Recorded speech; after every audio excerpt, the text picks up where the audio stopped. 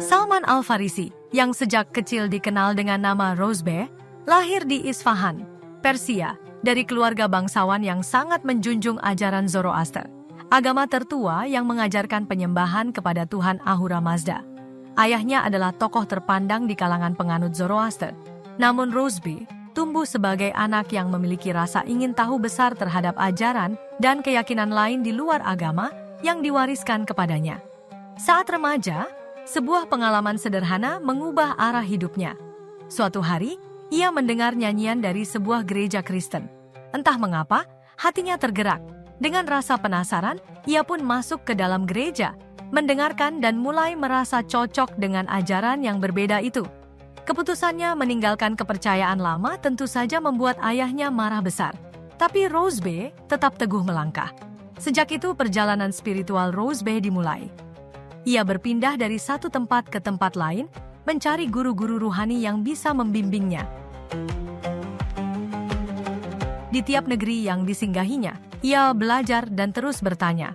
Hingga akhirnya, seorang pendeta tua berkata, "Waktunya sudah dekat. Akan datang seorang nabi di tanah Arab yang membawa ajaran Ibrahim yang lurus." Berbekal kabar itu, Rozbeh melanjutkan perjalanannya menuju tanah Hijaz. Namun, nasib membawanya pada ujian lain. Di tengah perjalanan, ia ditipu dan dijual sebagai budak. Ia berpindah-pindah tuan sampai akhirnya berada di bawah kepemilikan seorang Yahudi di Yatsrib yang kelak dikenal sebagai Madinah. Waktu pun berlalu hingga tiba saat Rasulullah Shallallahu Alaihi Wasallam hijrah ke Madinah. Rozbeh mendengar tentang beliau dan mulai mencocokkan dengan tanda-tanda yang dahulu pernah diajarkan oleh pendetanya.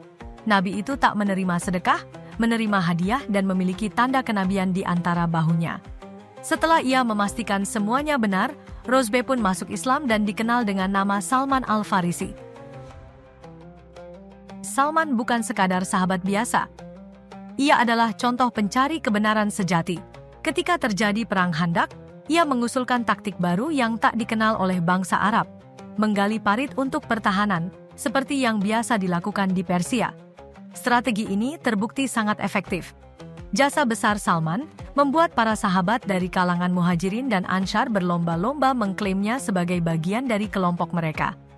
Namun Rasulullah berkata dengan penuh kasih, "Salman adalah bagian dari kami Ahlul Bait."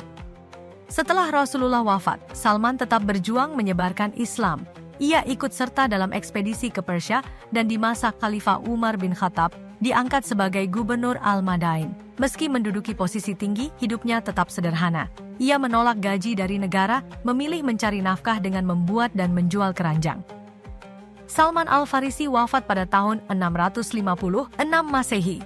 Ia bukan berasal dari Arab, bukan pula dari Quraisy, tapi keikhlasannya, pencariannya yang panjang dan cintanya pada kebenaran menjadikan namanya harum sebagai simbol persaudaraan umat Islam yang melampaui batas suku dan bangsa.